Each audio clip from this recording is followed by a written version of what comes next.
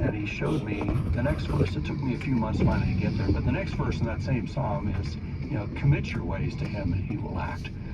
So he put me in this company where I spent 2 years, and I thought, if I don't have to be a pastor, I don't want to be a weekend warrior.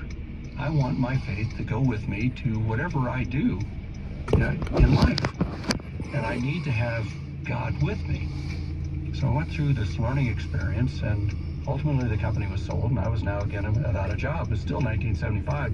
We had not recovered from this recession. We were starting to, but we hadn't recovered. And I sat with a friend and was talking about business ideas, and he said, well, I've got half a dozen of them. And he began to rattle these off. And in the middle of this discourse, I heard the Lord say, that's it. It was the idea to build a company around computer products.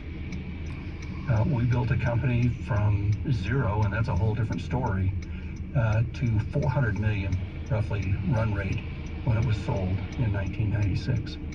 My goodness. Now, when did you lose your dad along the line there? When I was 27. So was it before this? It was one of the stressors, one of the 7 stressors. I lost my father, my job changed, I was married, I had an adopted son. We were living in a brand new house, living in a new state. And you were very close to your dad. I adored him. He had guided you to that point. He had. He was a very, very successful businessman, and he had been really helpful to me. He was not necessarily a believer. I didn't know much about that. He didn't go to church. But he was an honest man. He was a strong individual, and I wanted to be a lot like him. You obviously went on to make an awful lot of money, and had to decide what you were going to do with it. Where did the divine calling fit into that? Because running a business of that size is a full-time job. I mean, It is. that's something that could take you 80 hours a week.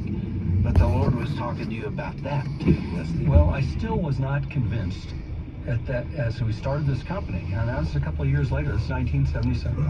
I was not convinced that my role was to be in business.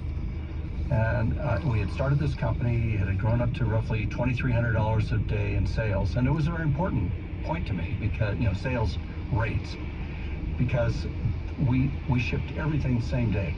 So if I didn't have any orders the next day, I was just out of business. It was that simple.